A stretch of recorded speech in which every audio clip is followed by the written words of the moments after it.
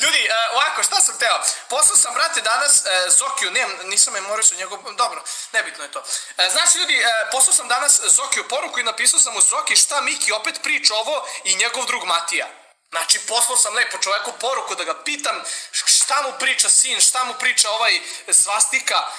I Zoki me nazove posle par minuta, pričali smo, brate, baš dugo, pričali smo sigurno do 20 minuta smo pričali, samo da vidim, ljudi moji, lajkite, braću, stream, jel može, ljudi, da se lajkuje stream ili ne može? Znači, pitam vas, pričali smo, 13 minuta smo pričali, i sve u svemu, ne znam šta da kažem, brate, Zoki je rekao malo da su meni uvijek otvorena vrata u Pirotu, da je Miki nešto malo, nemam pojma, nekad tako kaže nešto što ne misli, nemam pojma, nisam puno ništa ni skonto. Uglavnom, Zoki kaže da kao, ne znam, sve okej, kao, ti si car, kao.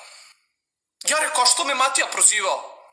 Pa kao, vidjet ću ja, popričat ću sa njim. Tako da, nemam pojma, ljudi, nema veze, mislim, ne znam da li ću opet dolaziti kod Mihajla, zato što jebi ga, znate, ljudi moji, malo se glupo osjećam, brate, da idem kod nekog, a ta dva klinca me gledaju kroz korist. Mislim, Miki je dobar, ali slomio ga je malo, ne znam, ljudi moji. Mislim, to su deca. Miki i Matija su deca, ne treba se sa decom raspravljati puno.